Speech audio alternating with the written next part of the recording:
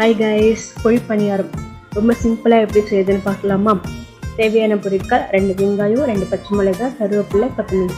இது எல்லாத்தையும் நல்லா வாஷ் பண்ணிட்டு கட் பண்ணி வச்சுக்கலாம். ஓகேங்களா, நம்ம கட் பண்ணி வச்சுக்கிட்டோம். நெக்ஸ்ட்டு பார்த்தீங்க அப்படின்னா 2 கப் அளவுக்கு தோசை மாவு நல்லா புளிச்சிருக்கணும், அப்போ தான் டேஸ்ட் நல்லா கொடுக்கும். ஓகேங்களா, நெக்ஸ்ட்டு அடுப்பில் கடாயை வச்சுட்டு தேவையான அளவுக்கு எண்ணெய் காஞ்சதும் கடுகு போட்டுட்டு வெள்ளை உளுந்து இருக்கு இல்லையா, அது போட்டுட்டு நெக்ஸ்ட் வந்து கடலைப்பருப்பு கொஞ்சம் எக்ஸ்ட்ராவே போடுங்க, டேஸ்ட் நல்லா கொடுக்கும். ஓகேவா, நெக்ஸ்ட்டு பார்த்தீங்க அப்படின்னா பச்சை மிளகாய் போட்டுக்கலாம். நெக்ஸ்ட்டு வெங்காயம், இது எல்லாத்தையும் போட்டு நல்லா வதக்கிக்கலாம். ஓகேங்களா, ரொம்ப வதக்க வேண்டாம், ஏன்னா இதை நம்ம மாவில் தான் கொட்ட போகிறோம். ஓரளவுக்கு மீடியமாக வதக்கினா போதும். ஓகேங்களா, நெக்ஸ்ட்டு சால்ட் வந்து போட்டுட்டு நல்லா வதக்கிட்டு ஓரளவுக்கு நல்லா வதங்கிடுச்சு. பார்த்தீங்களா எப்படி இருக்குன்னு? ஸோ இந்த அளவுக்கு வதங்கினா போதும். நெக்ஸ்ட் பார்த்தீங்கன்னா ஸ்டவ் ஆஃப் பண்ணிக்கலாம்.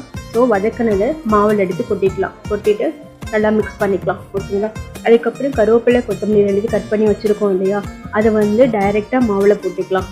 ஏன்னா வந்து தாளிக்கும் போது போட வேண்டாம், டைரெக்டாக மாவில் போட்டால் அது இன்னும் நல்லா டேஸ்ட் கொடுக்கும் நம்மளுக்கு. இது எங்கள் அம்மாவோட ட்ரிக்ஸ், அதை தான் நான் ஃபாலோ பண்ணேன், நல்லா டேஸ்ட்டாக இருந்துச்சு. ஓகேங்களா, நீங்களும் அதே மாதிரி ஃபாலோ பண்ணுங்கள். நெக்ஸ்ட் எல்லாம் மிக்ஸ் ஆனதுக்கப்புறம் மாவு இப்படி தான் இருக்கும். ஸோ நெக்ஸ்ட்டு வந்து குழிப்பணியாரக்கல்லை வந்து ஸ்டவ்வில் வச்சுட்டு தேவையான அளவுக்கு எண்ணெய் ஊற்றிக்கலாம். நான் கொஞ்சம் அதிகமாகவே எண்ணெய் ஊற்றிருக்கேன், நீங்கள் தேவையான அளவுக்கு எண்ணெய் ஊற்றினா போதும். ஓகேங்களா, நெக்ஸ்ட் எண்ணெய் நல்லா காய்ஞ்சதும் நம்ம கலக்கி வச்சுருக்க மாவு வந்து ஊற்றிக்கலாம். நான் கொஞ்சம் நிறைய ஊற்றிருக்கேன், நீங்கள் தேவையான அளவுக்கு ஊற்றிக்கோங்க. ஓகேங்களா, ஸோ எல்லாத்தையும் ஊற்றியாச்சு மூடி வச்சுக்கலாம். நெக்ஸ்ட் வந்து ஓப்பன் பண்ணிவிட்டு கொஞ்சம் வெந்ததும் நம்ம இந்த மாதிரி திருப்பி போட்டுக்கணும். ஓகேங்களா, திருப்பி போட்டுட்டு மூடி வச்சுக்கலாம் மறுபடியும். ஓகே, ஸோ நல்லா வந்துட்டு பார்த்தீங்கன்னா எப்படி இருக்குன்னு நம்ம அப்படியே எடுத்து வாயில் போட்டுக்கணும் அப்படி போல தோணுதா? நெக்ஸ்ட் என்ன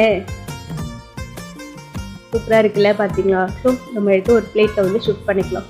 ஓகேங்களா,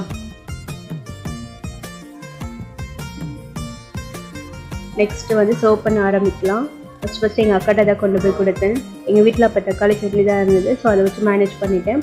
எது வேணாலும் நம்ம இதுக்கு வச்சு சாப்பிட்டுக்கலாம். தக்காளி சட்னி, பொட்டுக்கடலை சட்னி, சாம்பார் கூட ஸோ டேஸ்ட்டாக இருக்கும். எங்கள் அக்கா சாப்பிட்டாங்க, சூப்பராக இருந்துச்சுன்னு சொன்னாங்க. ஸோ நீங்களும் உங்கள் வீட்டில் ட்ரை பண்ணி பாருங்கள், எப்படி இருந்துச்சுன்னு கமெண்ட்டில் கொடுங்க. ஓகேங்களா, பை பாய்.